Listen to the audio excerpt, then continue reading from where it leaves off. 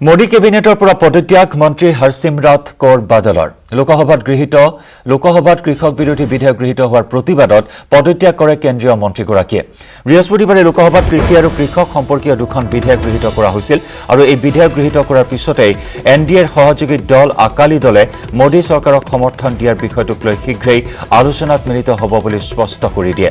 उल्लेखযোग्य যে मोदी सरकाৰৰ কৃষি সম্পৰ্কীয় তিনিখন বিধেয়কৰ বিৰুদ্ধে पंजाब हरियाणात आरम्भणिरे पৰাই प्रतिबाद অব্যাহত আছে। आरम्भणिते अकाली दले प्रतिबादत गुरुत्व दिया नासिल যদিও তেওঁলোকে কৃষকৰ পক্ষত থাকি বিধেয়কৰ বিৰোধিতা কৰিছে।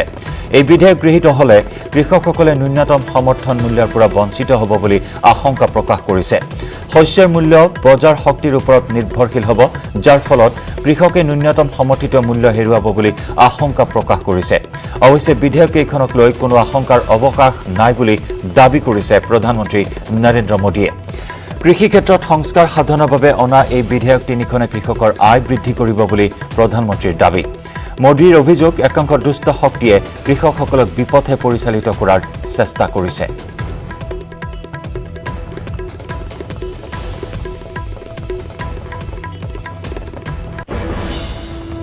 এক গুৰুত্বপূৰ্ণ খবৰ, মোদী কেবিনেটৰ পৰা পদত্যাগ কৰে মন্ত্ৰী হৰচিমৰত কৌৰ বাদলে। লোকসভাত কৃষক বিৰোধী বিধেয়ক গৃহীত হোৱাৰ প্ৰতিবাদত পদত্যাগ মন্ত্ৰীগৰাকীৰ। বৃহস্পতিবাৰে লোকসভাত কৃষি আৰু কৃষক সম্পৰ্কীয় দুখন বিধেয়ক গৃহীত কৰা হৈছিল। এই বিধেয়ক গৃহীত কৰাৰ পিছতে এনডিএৰ সহযোগী দল আকালি দলে মোদী চৰকাৰক সমৰ্থন দিয়াৰ বিষয়টোক লৈ শীঘ্ৰেই এক আলোচনাত মিলিত হ'ব বুলি স্পষ্ট কৰি দিছে। উল্লেখযোগ্য যে মোদী চৰকাৰৰ কৃষি সম্পৰ্কীয় তিনিখন বিধেয়কৰ বিৰুদ্ধে পঞ্জাব হাৰিয়ানাত আৰম্ভণিৰে পৰাই প্ৰতিবাদ অব্যাহত আছে।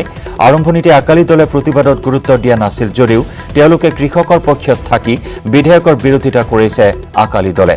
এই বিধেয়ক গৃহীত হলে কৃষকসকলে ন্যূনতম সমৰ্থন মূল্যৰ পৰা বঞ্চিত হ'ব বুলি আশংকা প্ৰকাশ কৰি কৃষকৰ পক্ষত থাকি মোদী কেবিনেটৰ পৰা পদত্যাগৰ সিদ্ধান্ত গ্ৰহণ কৰে মন্ত্ৰী হৰচিমৰত কৌৰ বাদলে।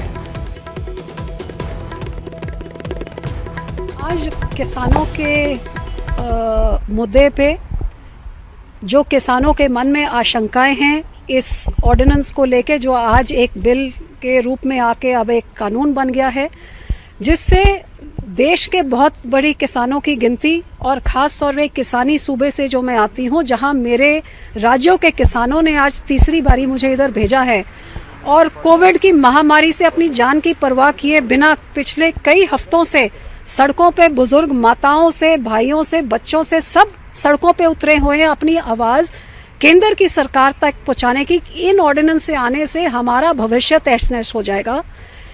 लगातार पिछले कई हफ्तों से कोशिश करने के बावजूद कि इनकी आशंकाएं मैं केंद्र तक पहुंचाऊं, केंद्र से बातचीत उनकी कराऊं, लिखित में भी लूं, लेकिन जब इन किसानों की आशंकाएं दूर नहीं हो, उनको भरोसा नहीं हुआ, मैं समझती थी कि ऐसा कोई कानून नहीं आना चाहिए जब तक किसानों की शंकाओं को उस कानून में उसका हिस्सा ना बनाया जाए। लेकिन दुख इस बात का हुआ कि लगातार इसको रेज करने के बाद ये शुरू में ही पार्लियामेंट के सत्र में उसी रूप में आया गया जिस रूप में हम वो शंकाएं हमारे किसान जता रहे थे।